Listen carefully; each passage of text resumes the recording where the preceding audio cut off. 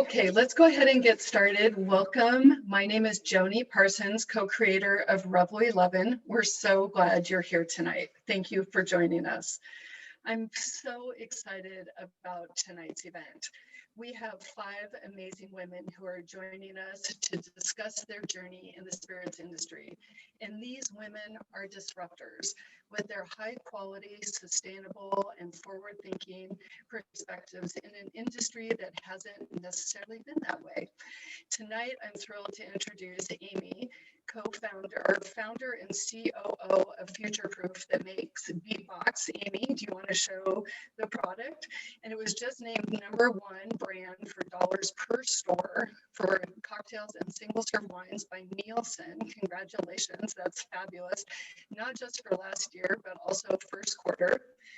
We have Fast Penny founders, Jamie and Holly, who are celebrating a recent gold at the Denver International Spirits Competition and a gold for this beautiful design of their bottles and packaging. Fabulous, congratulations. And Nayana is co-founder and COO of Anteel Tequila. She is the first and only Black woman tequila maker in the world. Welcome. And this and her other tequila have won several awards, 2 gold medals, as a matter of fact, for several of their tequilas last year at the SIP Awards. And finally, Pamela is a mixologist and consultant joining us from New York tonight. Thank you so much for being here.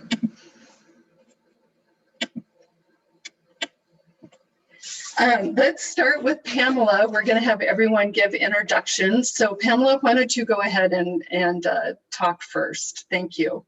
Sure. Thank you so much. My name is Pamela Wiznitzer. My pronouns are she, her, hers. I am a cocktail mixologist, fancy drink making lady. I don't even know what sometimes you call it anymore, based in New York City. I've been in the industry for over 15 years, and I've done everything from working your local dive bar, sports bar, to opening up your award-winning, globally renowned cocktail bar. I've made drinks in the air with American Airlines, for Pepsi, the Big Apple Circus. I've been flown around the world to programs.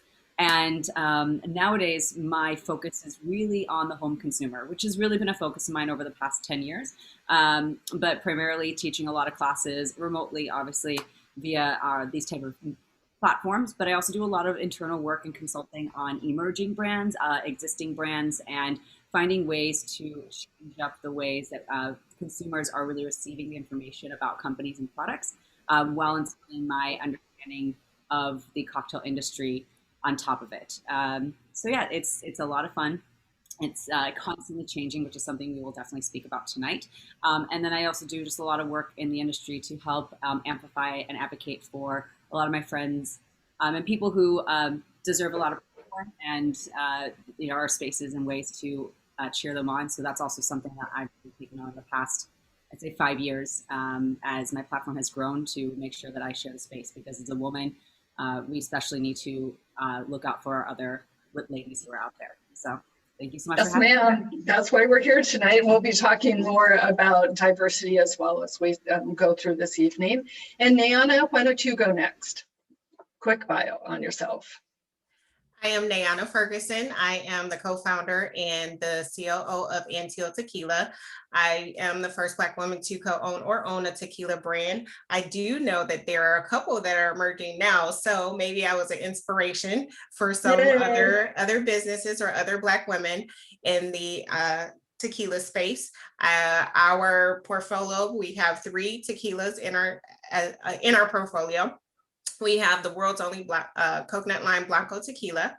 We have a Reposado aged 8 months in Tennessee whiskey barrels, and we have a Blanco tequila, which a lot of people say are very smooth, because some people say that they don't like Blancos because they seem like they're too harsh, and that's where the lime and the salt comes from. But our Blanco, you can actually drink by itself. It is sippable. We have a multi-award winning tequila brand, and we have entered some 2021 competitions. So cross your fingers for another year of raking the awards.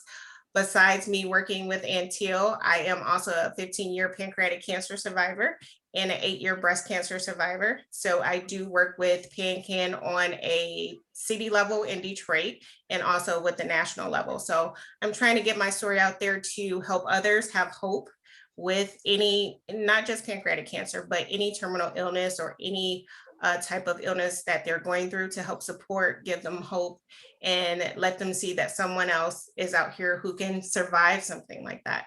So that's something that I'm very proud of to do, and I'm grateful to be here. Thank you so much for joining us. I'm really glad you're here. Jamie, why don't you go next? Sure, yeah, I'm Jamie Hunt. I'm one of the co-founders of Fast Penny Spirits.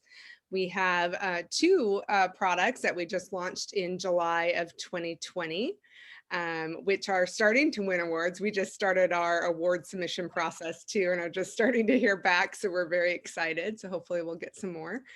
But yeah, we launched in the midst of the pandemic. And so we really had to rely a lot on our digital and direct to consumer to really get our brand off the ground and get us acknowledged, and really rely on different communities of women and our allies in order to kind of help us along the road to where we are today. Still trying to make some moves. And I come from a long history, or my career is about 25 plus years in digital, creative, marketing, and that's really helped us along with Holly's background. So really happy to be here tonight. So thank you. Thanks, Jamie. Amy, go ahead. Hey there, I'm Aimy Steadman. I'm the founder and chief operating officer for Future Proof Brands. We make Beatbox Beverages. I came to entrepreneurship in this industry actually via my parents. We moved here from Syria actually when I was 10 years old, so they could become entrepreneurs here in the US. So in my early career, I had a really strong interest in entrepreneurship as well. Just growing up and watching them. So I actually went to business school at UT Austin to go to their entrepreneurship MBA, and that's where I met my co-founders for Beatbox. We had seen boxed wine at every party, every tailgate, floating the river, but the wine was just kind of marketed to retired people, and the liquid didn't really appeal to us either. And so we sought to create the millennial version of boxed wine with Beatbox, and created it in punch flavors like blue raspberry, pink lemonade. We actually started in school in 2011, so 10 years this year, and ended up launching it right before we graduated in 2013. You may have seen us on Shark Tank. We were on there in 2014. That was our first major investment from Mark Cuban. So I got to quit my day job that summer, and I've been full-time growing Beatbox ever since. Learning the industry has definitely been tough. It's a really tough industry. So, I've definitely had my share of unfortunate events as a female in this industry as well. But Beatbox actually really turned a corner about 3 years ago. We came out with a single serving version of our product in those eco-friendly Tetra Pak containers. Ever since then, we've been one of the fastest growing stories in beverage alcohol. As you mentioned earlier, Joni, we just got our Q1 Nielsen data. We're super excited to be the best-selling brand in single-serve wine and prepared cocktails, to be a top 10 flavored malt beverage, including 100,000 seltzers, which is amazing. And so we're just really laser focused on growing distribution here nationally and then internationally as well. And now that we've achieved some success, myself as a founder, I've been collaborating with other entrepreneurs to try to make change in the industry. So here in Austin, I started a local chapter of the Naturally Network, which is both alcohol and non-alcohol, but people trying to do responsible entrepreneurship. So everything from sustainability to diversity issues as well. I'm also on the board of a group here in Austin called Beam Founders, which supports female founders. I'm also on the board of Entrepreneurs Organization, and on the diversity and inclusion chapter of my local Les Dames de Scoffier group, which is a philanthropy group for women in food and beverage. Future Proof is actually pursuing B Corp certification as well. And so I'm really active on trying to collaborate with other founders that are trying to go the B Corp social enterprise route as well. So super happy to be here. Thank you so much for having me, and really great to be among this panel of talented women in the industry. Thanks, Amy, so much. I think you're very busy and doing such great work, and really admire you for leading the way in so many different areas. Yeah. And then Holly, let's end with you. My name is Holly Robinson. I am the co-founder and chief revenue officer over at Fast Penny Spirits with my partner, Jamie. I have been in the hospitality, working in bars and restaurants since I was 15 and in agriculture even before that. We started Fast Penny as a way to create like a give back model to empower women. It was something that really lured me into partnering with Jamie after being in the industry for a long time. My first distillery was started in 2011. We started Big Gin. We sold that company to Hood River Distillers in 2016, and I continued working for them for a while, and then moved on to consulting with other bars, restaurants, and distilleries before joining with Fast Penny. With Big Gin, I spent a lot of time working with the local Distillers Guild and working with legislation, trying to create some tax parity for distillers that exists with beer and wine, and other legislation that kind of came forward. With Fast Penny, we are, like Jamie said, we are a new company. We are also, pursuing B Corp status, which as a new company is really challenging. And then we are working on improving our sustainability and everything we do, starting from the beginning. But yeah. Thanks, Holly, and thanks for all of your stories. They're so inspiring, so inspiring. Nayana, would you talk about why you got into this industry and why tequila and why now? And I know that you're working another full-time job as well. So how's that journey been for you? My husband and I started because we both have been in a corporate world for 20 plus years. And just like everyone, as when you're going towards your 40s and getting older, you're looking for investments, you're looking for retirement. And we were looking at that, and we had actually already started researching tequila before that. Because I am a pancreatic cancer survivor, we wanted to look at spirits that I could still drink, because I still want to, have a drink here and there. And we found out that tequila is it's considered a clean spirit just because of the fact that it is made from the agave plant, which is naturally gluten-free. And it is very, very, I can't say zero, but I will say very, very low in sugar and carbs. So as a pancreatic cancer survivor, I am pre-diabetic. So I try not to drink anything that will spike my glycemic index, and tequila neat will not do that. So that is something that we were looking at. And then when we were looking at businesses, and I asked him, I said, if you can do anything, what would you do? And he said, we can own a tequila company, but who does that? And I said, why not? He said, nobody can do that. He's like, nobody does that. We don't know anybody who does that. And I said, why not? So to prove to him, a couple of days, I got on Google and everything. I actually found a distillery that is our distillery to this day that works with small brands. And 2 days later, I said, hey, I found a distillery. I think we can do this. And he said, no, no, he was very skeptical. So I did get some samples sent to us of the base of tequila from the distillery. So that came to us a couple months later. And at first he was saying, oh, they're not going to be good, and we can't do this. He was still very skeptical. So basically I had to talk my husband into it. Once we got the base and we tried the tequila, and it was amazing. And then my day job is a financial analyst at automotive companies. So I came up with a budget.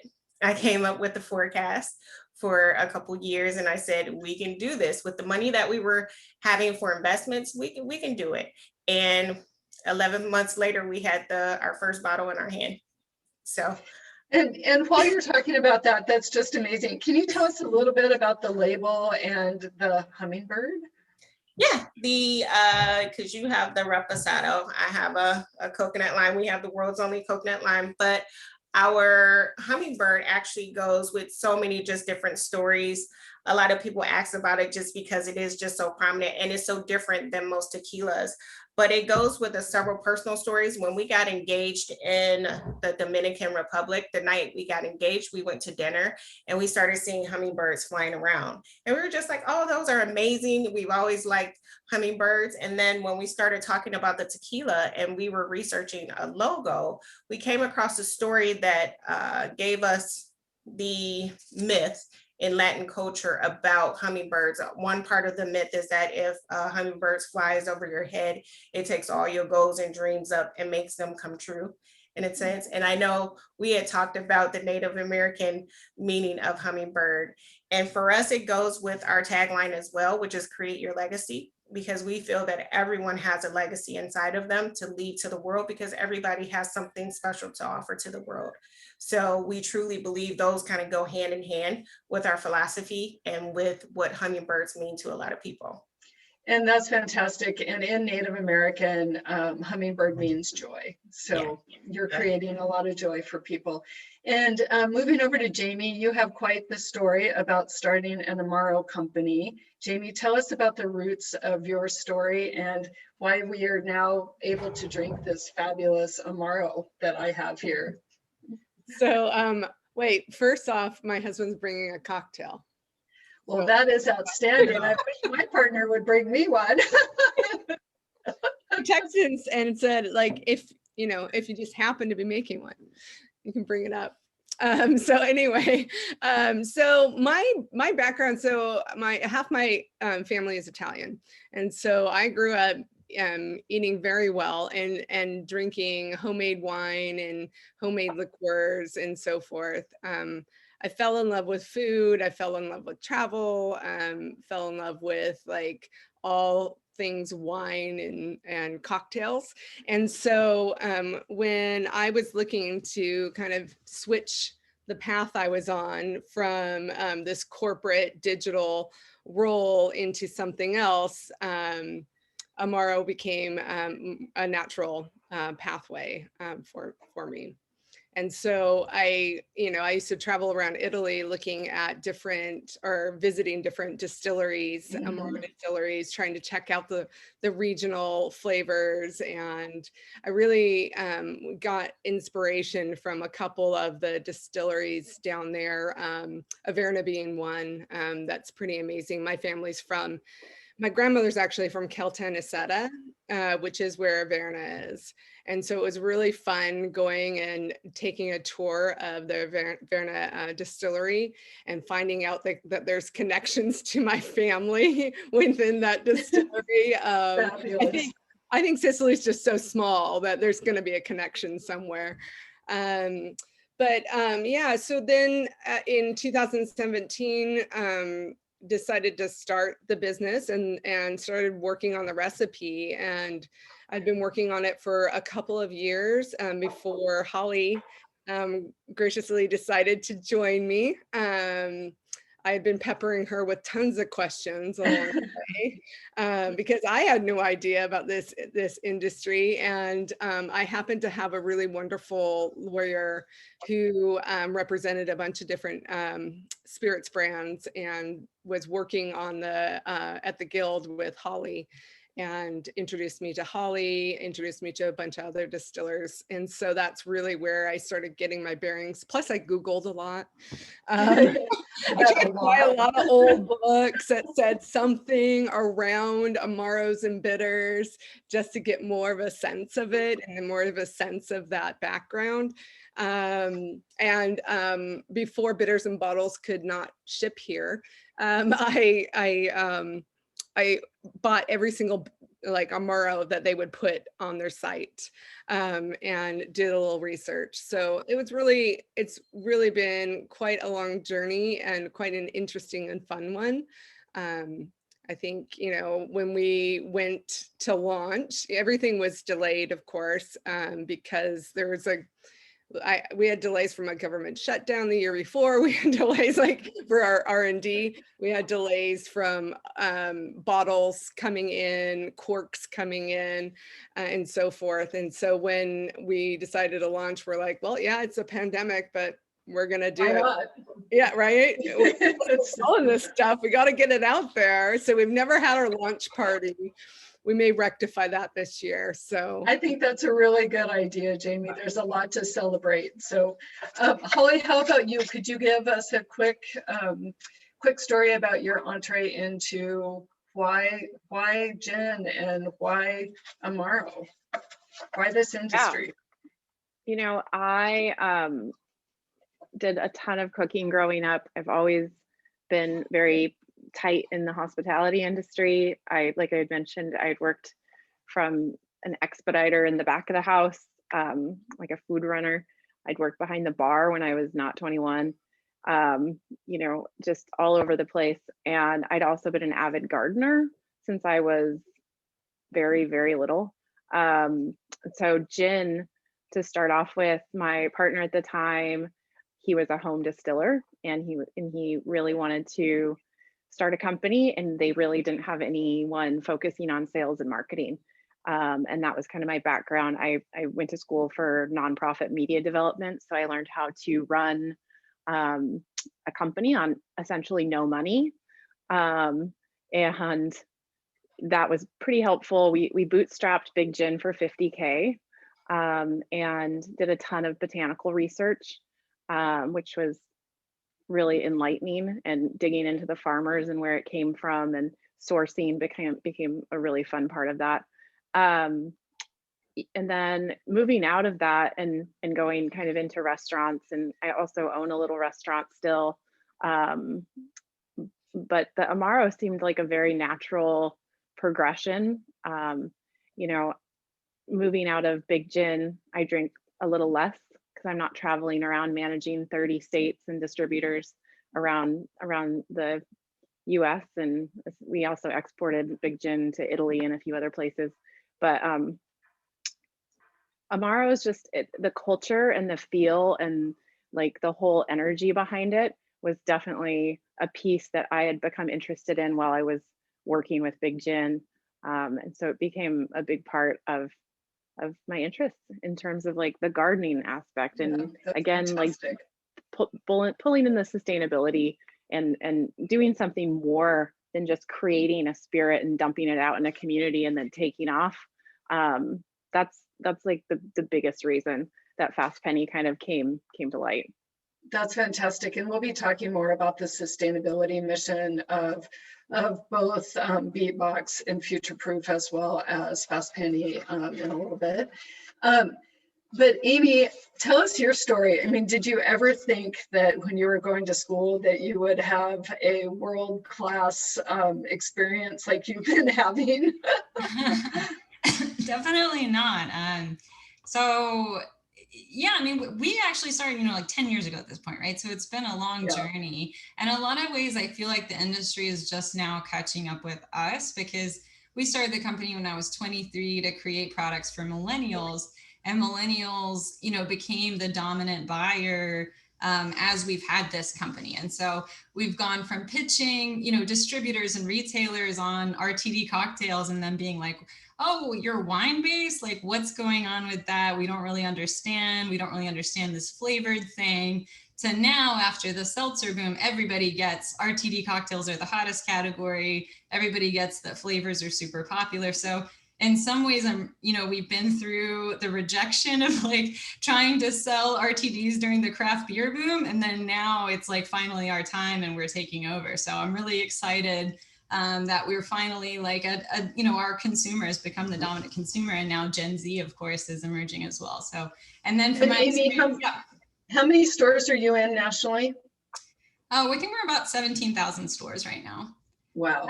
So we're trying to get to 50,000 as fast as possible, because there's really not, our brand is so mass market that, you know, there's really not a store out there that shouldn't carry us, especially being the best selling brand in the space. So we're just really laser focused on trying to get that done. And, my experience as a female in this industry has also kind of been similar, where, you know, when I first started going to industry conferences, they'd be like, are you married to your male co-founder or your other male co-founder? And I'm like, I'm actually married to the money, baby. But, it's just like, and now, you know, everybody would be called out for saying something like that, right? But it's been a very like boys club for a long time. And so I think it's our moment now as leaders to kind of step in and say, hey, we're going to take the step, not just for women in our industry, but for all kinds of diverse backgrounds and kind of create that access, right? It's finally a moment. So it's been a long journey and super excited about where we are right now and the future as well. Thanks, Amy. Thank you. So going over to Pam, it's been quite a year for everyone. And as a consultant in your space, what's this year? What are some of the things that you're seeing last year and then into 2021? Can you share some thoughts with us? Yeah, that's such a big question. I know it's a big question. And there is so much that has changed and shifted in the past year. Obviously, that we know a lot of things have moved virtually. So I think there are large categories, and we have to look at things that have to do with the pandemic. So first off, things with virtual, and when that happened, everything shifted in terms of like access to ingredients, how you were getting things, how people were getting their spirits, like all these on-demand things like Drizzly became really big. People R2D spiked because people wanted everything to be easy and everyone wanted to learn how to be their own home mixologist, which was great for me because I love teaching people at home how to make drinks. With that said, in this past year, we can't be in a conversation without not only speaking about women, but talking about Black Lives Matters and really speaking out for BIPOC-owned organizations and individuals because this year people became more aware. And it's really important that we discuss that. And with that, people became more intentional with their dollar. The power of your dollar speaks volumes about your background and your ethics and your morals and values. And you can spend that dollar with some brand maybe you don't know much about, or you can take 2 extra seconds to do your research and find a woman-owned organization, a BIPOC-owned organization, an LGBTQ plus owned organization, someone with disabilities-owned organization, and put your dollar there. And people started doing that. And I think that that's what's been the most remarkable and astounding part of this past year is the intentionality more than ever before. And I have to say, I ran a bar program with my friend Cameron Shaw, who's a brilliant bartender in New York City 2 years ago as a rooftop bar. And we committed ourselves to at least 95%. There were a few products we had no say because the owners wanted them. 95% of all products in the back bar were owned, distilled, produced, run by women, LGBTQIA, BIPOC, and people with disabilities. That was it. And the amount of research we had to do, and we had to ask distributors to go back into their Rolodex, and my reps came forward with the information. They went back hardcore. Here's all the information, and we had a beautiful back bar of products, and it felt really good, just because I knew where our money was going, and I think that that's the biggest change that we are seeing now is that people actually care. Everything was just so easy access before, and we don't need to have easy access. We need access that moves with a purpose. So for me, in the beverage space, that has been one of the most important parts. And especially as we continuously talk about women, we have to continuously not only just talk about women, but the intersectionality of women, because that is the beauty of women in general, is that we are completely intersectional, and that we have to keep saying other people's names in spaces when they're not there, ensure that we are advocating for them. And when you find a really great producer, a president of a company, a distiller, talk about them, bring their product in, put them in front of someone else. And these are the changes and movements that are going to allow, especially the people you just heard from, access on back bars in more stores, like Amy was talking about. I think it's brilliant that Nana is the first Black tequila owner, but we should have more, and she is the catalyst, and that is so powerful. But we should say her name and talk about her story as often as possible. So I think these are the things that I'm very excited about in trends, beyond talking about the fact that we're drinking lower proof, no proof, easier. We know that. But this is the actual conversation that's been happening in a lot of forums and a lot of places. And for me, that's the most exciting part. That's fantastic. I'm just so thrilled to hear that. And I love that 95% of the back bar is woman-owned, with diversity, and your commitment there is so important, because buying and purchasing with our dollar is the most important thing we can do for our values and to live our values. But we, so many times we don't think about that with, what we're drinking, and from wine to tequila to Amaro and everything else, it is a choice that we can make every day. So going back to you, Nayana, one of the things that you mentioned is that you were one of, the first Black tequila maker, but there are more coming up. So how are you trying to empower others in the community? At the time that I launched my brand, I was the first Black woman. I was the only one that I knew at the time. I do know a couple that have come since then that have launched in 2020, and I believe there's another one launching this year as far as women owned. There are some other Black owned tequila brands that have come on the market in 2019 and 2020 as well, but they are men owned. I hope that I'm inspiring, I hope that I'm You are inspiring. I hope I'm giving them something to say, hey, I can do that as well, because we all know in this male dominated industry, it's a little bit more difficult. And some people ask me, well, you have your husband. I do, but they see me, they see my husband, but they see me most of the time. And seeing me as the Black woman and a woman, it makes it harder sometimes. And it's bad when I have to say that in some states, I might have to put my husband in front, because if they see me, I'm not going to get the same amount of support, or I'm not going to get the same amount of, resources, because they see me as a woman, or they see me as a Black woman. So I'm trying to help change that. We are trying to challenge the system. And because this system is a 3-tier system that is so antiquated that, it needs to be changed for what we have going on now. We are totally different people now. We have so many women who are coming into the space. We have, women of color of all colors. And coming into the space, and that needs to change that old system, because it's no longer just the white male, basically. So hopefully with this, and I do get on a lot of panels, and I am actually a mentor to several people of color coming into the business, not just women, but that are coming into the space, not just tequila either, and just giving them those resources and things that I actually did not have. Good for you. I want to see more and more and more. Yeah, so, I think it's important.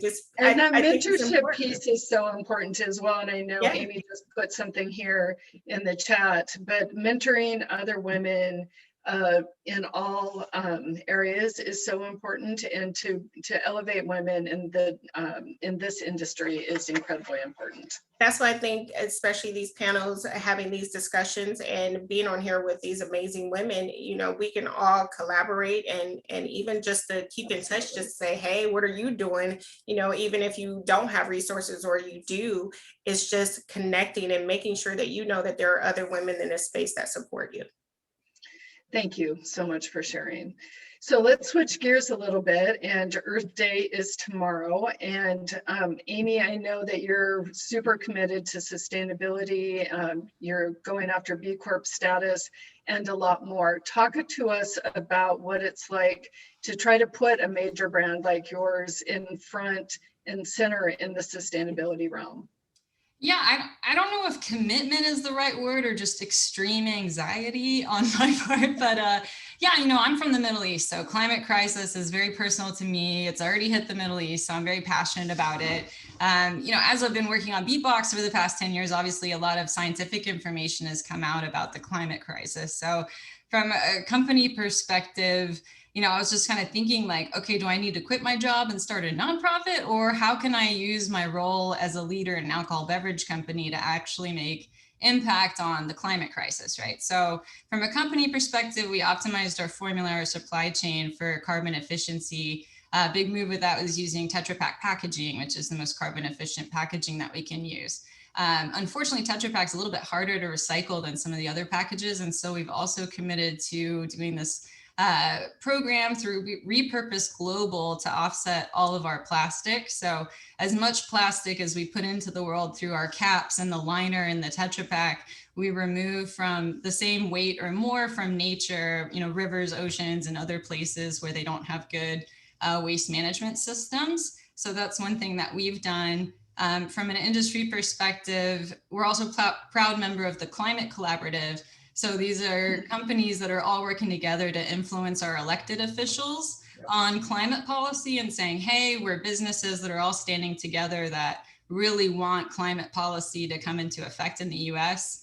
And then there's the Naturally Network, where I'm trying to work with other companies to bake in sustainable business practices into their companies, because honestly, as an entrepreneur, that's probably the number one way that I can have impact, is influencing my fellow entrepreneurs to build these things into their supply chain. Because it doesn't matter what's going on with politics. As business owners, we always can take action, which is extremely empowering.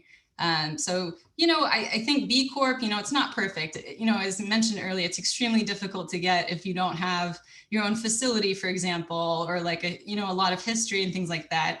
But it is a really interesting model, and something, I think it's the best thing that we have right now for business models, and getting certified on some sort of social impact as well as your financial impact. And so that's the method that we've been pursuing. We haven't achieved it yet either. And so, I've just been kind of joining the community of B Corp. There is a women CEO group that's affiliated with that are all CEOs that are trying to create their businesses to not have positive impact financially, but also on people and the planet as well. So that's been a great community to learn from as well. But for me, it's more about, okay, I'm a person and a human and a spiritual being that wants to have this planet survive beyond my generation. And so, really that comes first. And then how can I use my company that I love and my career that I love to, live up to those values second. So that's how I look at it.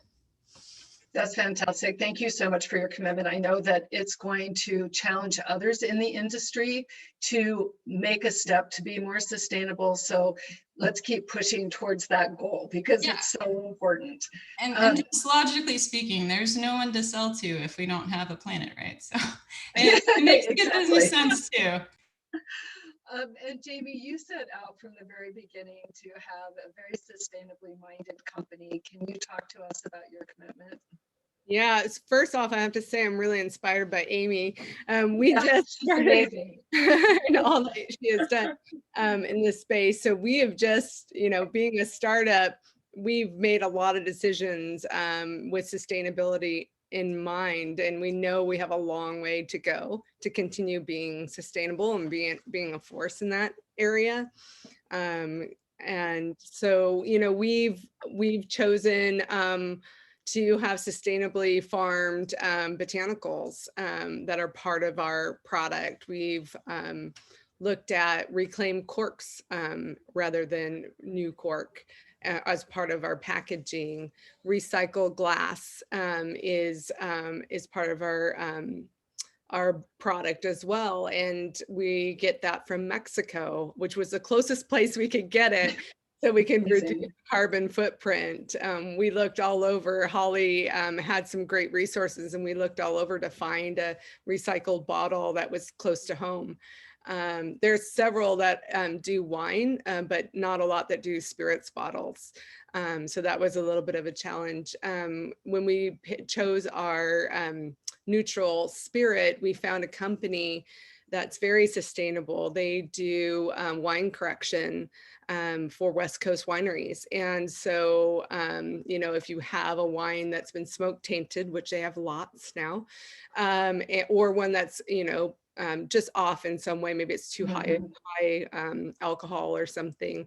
This company has figured out a way to not use chemicals and to patent a process to, improve the wine that the wineries have. And then they end up with a lot of extra wine, bulk wine, that normally would get thrown out. And instead of throwing out, what they do is they distill it. So, and it becomes this really beautiful, fresh, clean, neutral spirit, that neutral grape spirit that has another life because it wasn't thrown out. It was then distilled, and then we get to use it for our base product. So there's lots of decisions like that. There's decisions around like, how do we use the water in the distillery? Because you use a lot of water in distilling. We look at ways to like, okay, if we're running our water through our filters, can we also start cleaning the tanks? Get the gross stuff off before.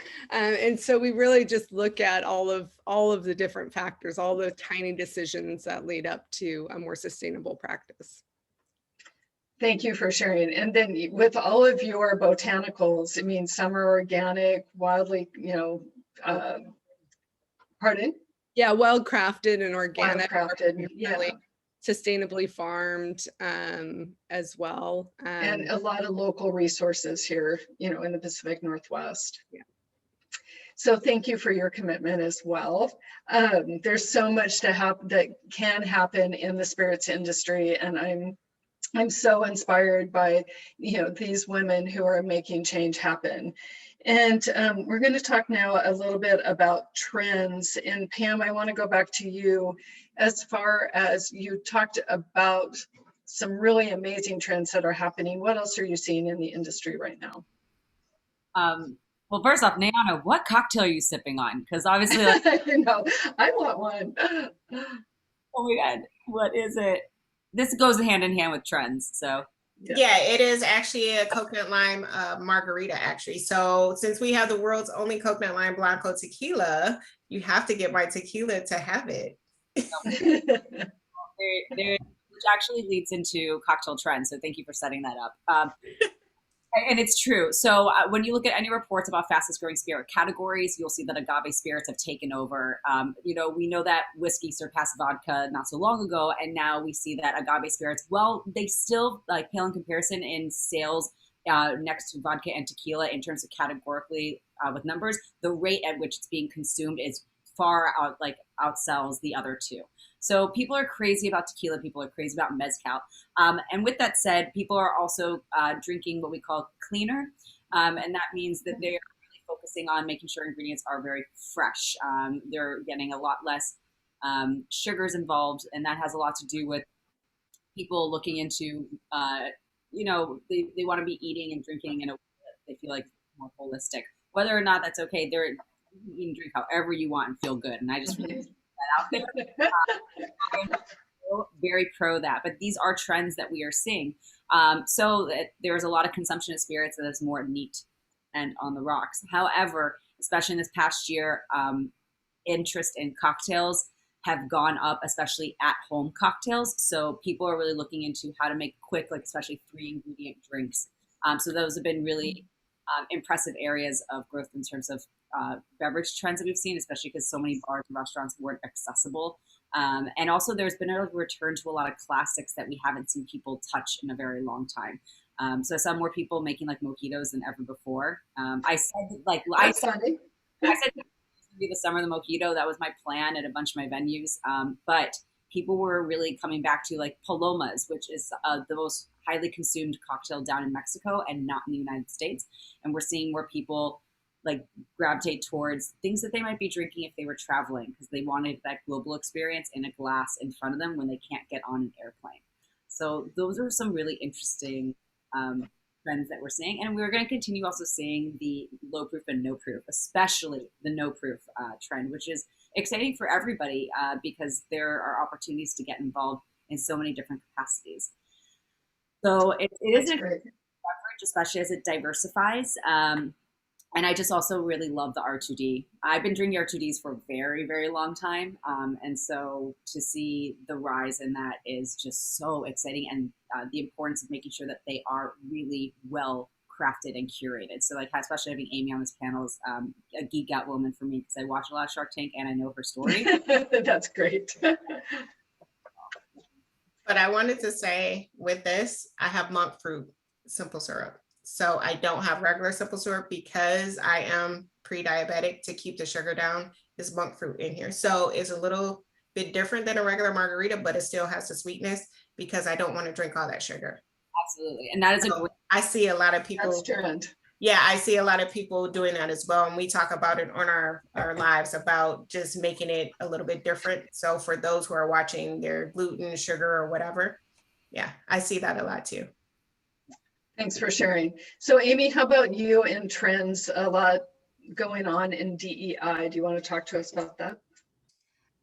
Yeah, absolutely. I mean, actually, we just came out with a zero sugar as well, so I just wanted to come on that. I just put good. the link to it, but you know, that's one trend obviously that we saw as well as the better for you, better for the planet. I think all the trends that are happening in food and non-alc, we can kind of see pop up in alcohol beverage a little bit later on, just because we have, you know, so many gateways to actually doing innovation in this industry. So you know, I think that's going to continue to be an important thing. But I think the most important thing, which is what I think you were talking about, is creating that authentic brand experience. I think the modern consumer, especially millennials and Gen Z, are very skeptical of advertising and of brands. And so having that authentic experience and authentic relationship with your customer is really important.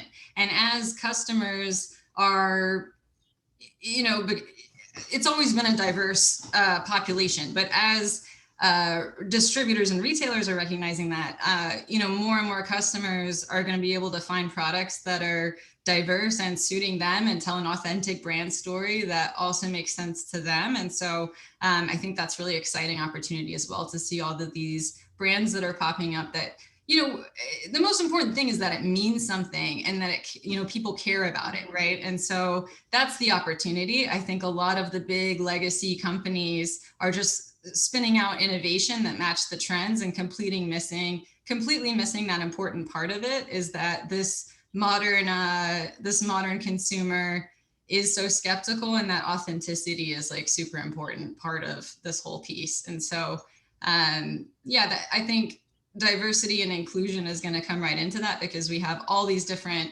customers that are looking for those authentic brands. And so hopefully that spurns a whole new generation of diverse brand owners and diverse brand marketers and things like that we can look forward to as well. So thank you. And let's talk a little bit about how we can support other women in the industry. Jamie, do you want to talk a little bit about that? Sorry, I lost my bottom bar. Sure, yeah. So well, I mean, obviously buying other women's spirits and collaborating with them is one great way. We joined a group called Women's Cocktail Collective, which I would encourage other women distillers to do, and Beatbox as well, because it's actually, we've just scratched the surface, and we're starting to engage more and more with these amazing ladies. And Nayana, would love to have you as part of that group too. Like, it'd be really fun to create cocktails together and promote each other. So that's been really helpful. We also support our allies. So it's not always just women, but people that support us. And so we do pop-ups, and we sell product from our allies as well. But yeah, our focus is mainly empowering women, but we want to bring the whole community in as we do this. And can you talk a little bit about your philanthropic give backs? Absolutely. So we do 3% of our bottle revenue goes to nonprofits that support women, that empower women, community, and industry. And we've been doing that since day one.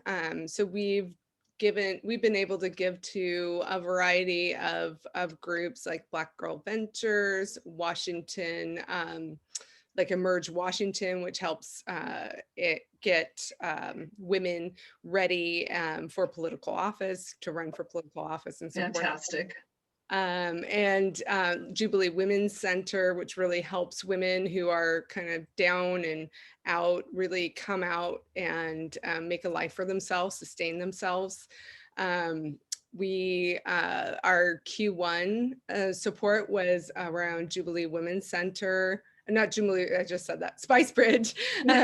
Supports a lot of the women kind of refugee population that we have in more south of Seattle area, to help them build a restaurant business and plan. So it's a really cool way to fantastic. lift up that group of women. And now, you know, we're just continuing to work on the Washington Women's Foundation is our next one that helps support gender parity and equality. So I was so taken with your commitment to give 3% off the top when you started in a pandemic, but your commitment was right there from the beginning. So thank you. It's an incredible gift. So Pam, do you want to take that question on as well? Sure. I actually already plugged in a link to the side. My friend Leah Jones runs an organization. It was called Diversity in Food and Wine and Spirits. Now it's Diversity in Food and Beverage, because they now incorporate all the entirety of the hospitality industry. But what I say when I bring up that organization is that there was a time where I endured a difficulty with the conference that decided to plan its conference on the most holy day of my year. I'm Jewish, and it really upset me because it was the second time it happened, and every time I spoke up, no one advocated for me, no one listened to me, no one cared. So I reached out to the organization, and they were my advocates. And the work that they do is so important because they are constantly seeing, identifying organizations and companies that need restructuring, or they're there if you're having any issues to assist you in the DEI space. And that is the total purpose of what they're doing. And what I say, I guess, to most people is that if you walk into a program, the space that you're working on, a organization you're going to partner with anywhere, and you see homogeny in front of you, question them right there and then why it looks that way.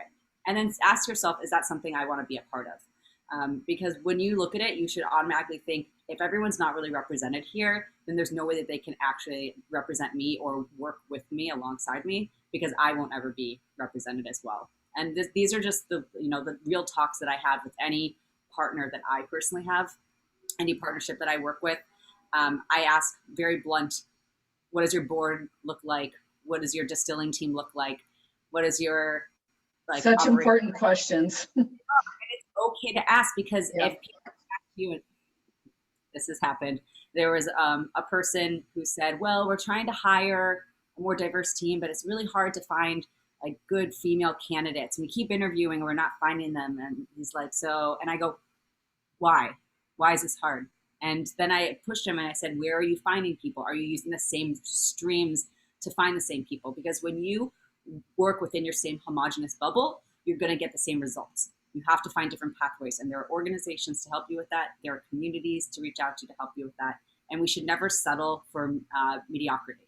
We always need to push to ensure that rooms represent what we want to see as the collective of our communities and how we want things built. And if it doesn't look that way, step back. Don't get involved, and also pressure them to change their ways too, because just stepping back isn't enough.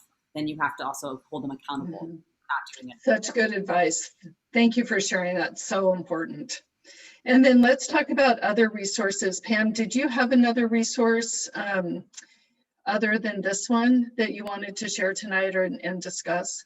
Yeah, just the two others that I work with a lot would be Speed Rack, which is a all women's speed bartending competition that raises money for breast cancer research. But they do a lot of work also now in mentorship and programming that anybody can get involved with. So I have the link that's up there. And also, if you're interested in more that has to do with drinking culture, especially female focused, female, and also say non-binary, they're very inclusive in there of lots of people. I'd say Cherry Bomb is a great magazine, and they have now a drinks component that's headed up by my friend Sean McCoy, who I think is one of the most spectacular sommeliers out there in the market. So check them out. Fantastic. Yeah, get involved. Great. Nayana? Couple of resources that you want to share?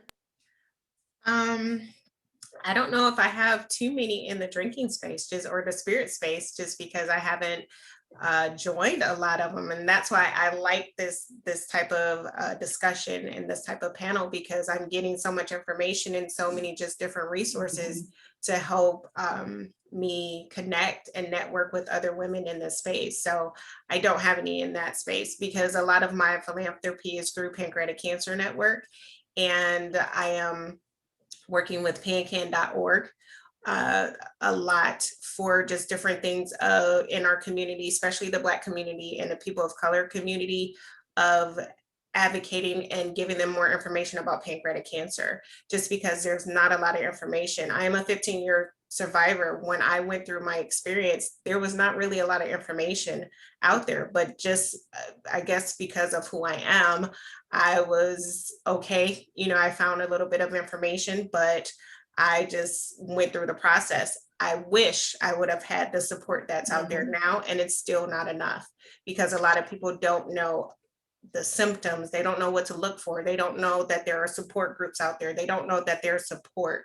So that's something that I'm really adamant and really grateful to be working with, to get more information about it out there. And I've just heard from another company that I work with, the Nikki Mitchell Foundation. It's something that was started in 2013, and they have never met someone like me, a 15 years of pancreatic cancer survivor. So I'm like, am I a unicorn or something? I don't know. But she said, we are so grateful because we have not seen anyone who survived it so long. And they just think that my story will help so many people, because really it will give them hope. Thank you for sharing, and for sharing that hope. Thank you. Holly, how about you? You know, I was leaning towards sharing. The American Craft Spirits Association has done a really wonderful job at pulling in a lot of female distillers in the past 5 years. They incorporated, I think, like in 2012, and just working from within the spirits industry and working through the guilds throughout the US, I think is insanely important. And the ACSA, I think they're listing it there, also has a state guild page. And so whatever state you're in, you can kind of go in, and whether or not you're a spirits or brand owner, I think that it's important to engage in that, and have your voice heard politically, and also be a part of creating that dynamic and making sure that the female voice is a part of that. I know it's rare, but the more I engaged in those arenas, the more I was able to bring in other women, and we all felt pretty comfortable in the end. And we're able to create a pretty inclusive group, which was awesome. That's great. Thank you for sharing. How about you, Jamie? You're muted. Thank you. Yeah, you're welcome. So I mentioned the Women's Cocktail Collective. There's also another group that we're part of called the Female Founders Collective. And they have a, we haven't done as much with them because we've just been so busy with like just trying to like get the product out the door and figure out all of that. So we plan on engaging more in these different organizations, but Female Founders Collective has a really nice resource list for small businesses and for Black-owned businesses, which is really lovely to see. And you can add more to it, which I think would be great if everyone added more to that and added more categories to it. I think to Pam's point, we need to think about LGBTQ, we need to think about, you know, people with disabilities and so forth. So I think if we can continue doing that, we've also gotten so much support just from locally. You know, when we had our big fooders, which are those huge casks, wooden casks, like 30 barrels, big delivered. Holly's friend from one of the local breweries came over, and because he has those too, and he made sure that we could get those into the distillery effectively. And then our male colleague, he's a distiller that's right next door, also helped us to get that in. And so it's really nice. We have this great support system. We found a lot of support from the breweries for some reason with our distillery. I think it may be part of Holly's connections, but also from some of the distilleries. So go locally too and talk to different folks around the area. We have a group called Seattle Made, which is also really helpful. We can Great find organizations that we can partner with and collaborate with. And that's how we've done a lot of like pop-ups and things like that, collaborations. Great, thanks, Jamie. And we're running a couple of minutes late. So Amy would love to have your resources and then we'll have a wrap. Yeah, absolutely. I put them in the chat, so I'll just be real quick. I linked the Naturally Network. We have chapters in Austin, Boulder, Chicago, Bay Area, San Diego. I think they're opening a chapter in New York now too. In Austin, we started something called MoTrack, which is a mentorship, education, and accelerator program for minority-owned businesses in food and beverage. And so if you know any minority founders that would benefit from that, it's completely free and hopefully very valuable to help those next generation. And then the other one is Les Dames d'Escoffier, which is a philanthropy group. I'm on the diversity committee here in Austin, and it's been really active. I actually got a message from Sabrina, who's here in the audience, that's on the diversity and inclusion committee in Seattle as well. So we've got a good community of folks working on that as well in our industry. Thank you all so much for having me. Thanks, Amy, and thank you, panelists. I can't thank you enough. This has been such an excellent discussion with so much information to share.